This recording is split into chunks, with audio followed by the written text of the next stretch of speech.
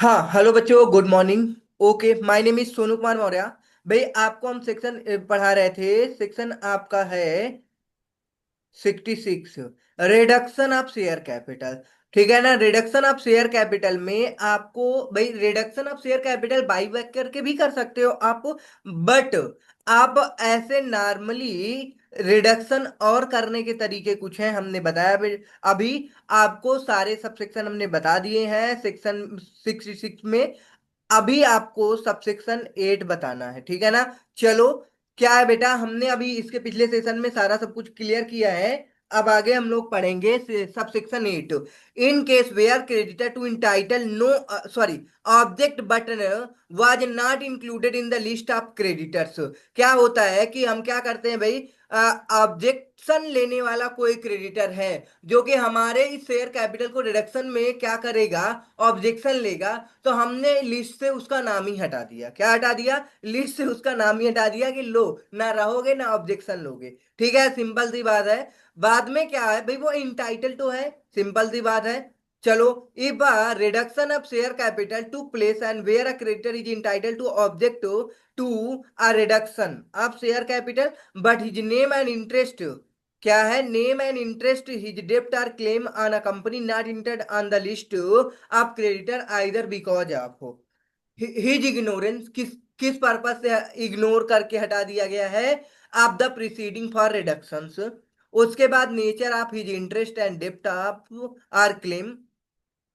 Then in respect of his interest company commits a default. Company क्या कर रही है? डिफॉल्ट कर रही है, सिंपल सी बात है। With in the meaning of subsection 6 आप इंसॉल्वेंसी आप एंड बैंक्रप्सी कोड 2016।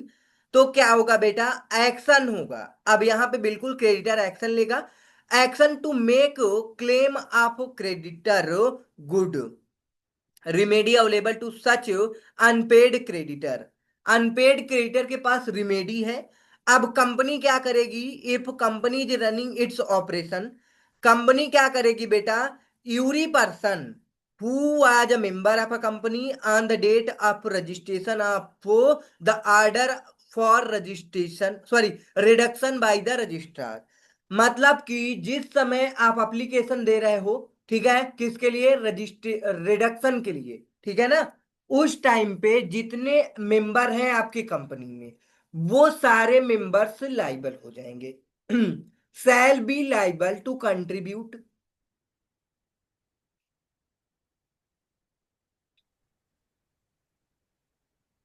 हाँ, तो shall be liable to reduction to the payment of such डिप्ट। मतलब कि सारे के सारे मेंबर क्या होंगे? लाइबल होंगे कि उस क्रेडिटर का डेप्ट क्या कर दिया जाए, पे कर दिया जाए। लेकिन अब भाई, हर एक मेंबर्स की अपनी एक क्या होगी? लिमिटेड लाइबिलिटी होगी।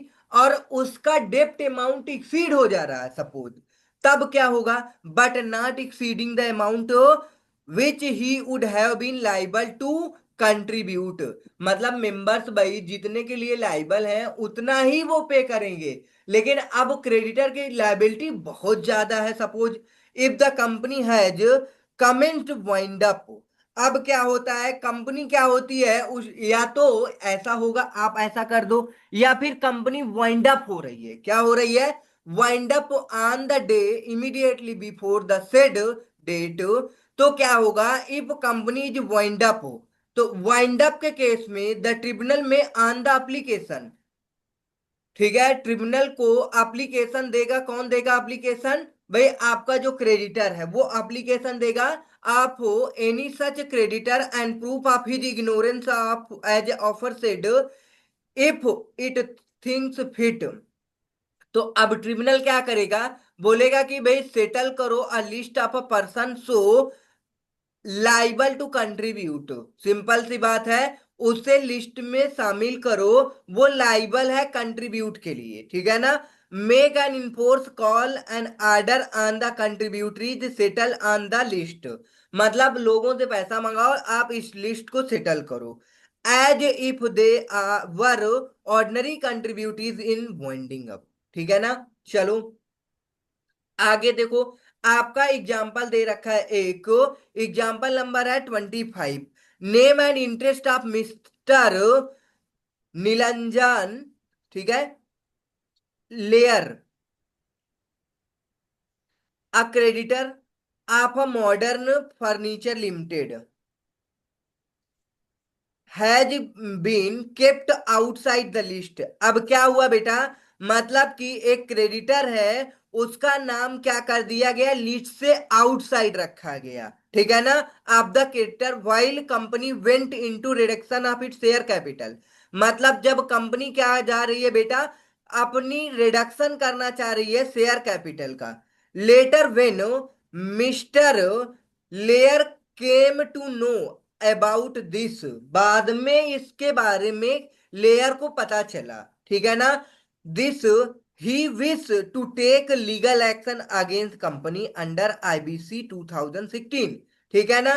अब क्या होगा, ये क्रेडिटर एक्शन लेगा कंपनी में, as limitation period is not expired at mister Layer entitle to do so, exclusion of his name construe as offence under IBC as well, ठीक है ना।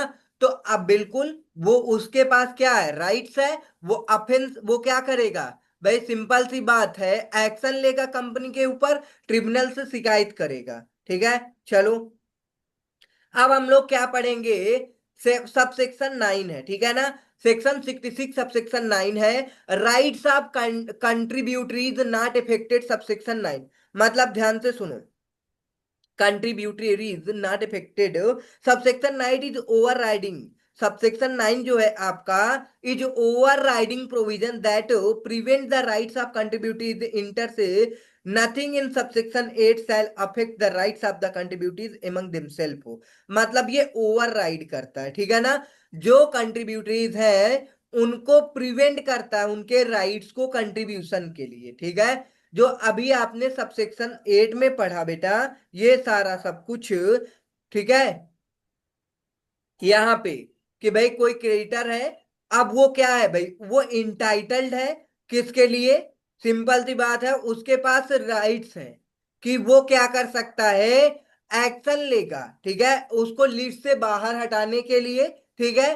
तो इस केस में सबसेक्शन एक 9 कहता है, override provision that prevent the rights of contributors interstate nothing in subsection 8 shall affect the rights of the contributors among themselves, ठीक है।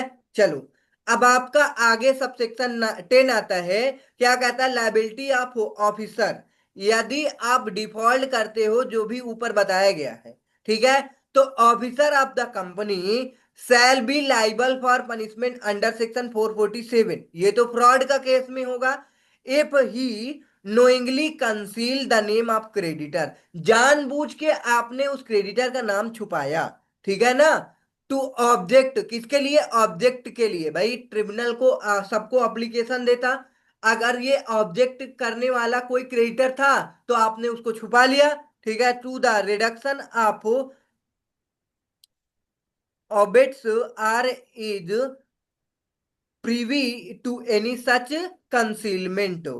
फिर उसके बाद बी पॉइंट में है नोइंगली मिस रिप्रेजेंटेशन, ठीक है, the nature or amount of the डेप्ट or claim of any creditors or abets or is privy to any such misrepresentation, simple से बात है भाई, दो केस में ऑफिसर को लायबिलिटी लग जाएगा, किस केस में, सेक्शन 447 लग जाएगा, आपने जानबूझकर छुपाया या जानबूझकर मिस रिप्रेजेंटेशन दिया लोगों के बीच कि भाई उसकी डेप्ट या लायबिलिटी बहुत कम थी, वो ऐसा नहीं था जिसे हम क्या करें, क्रेडिटर की लिस्ट में रखें, इसीलिए हमने हटाया, मतलब मिस रिप्रेजेंटेशन दिया।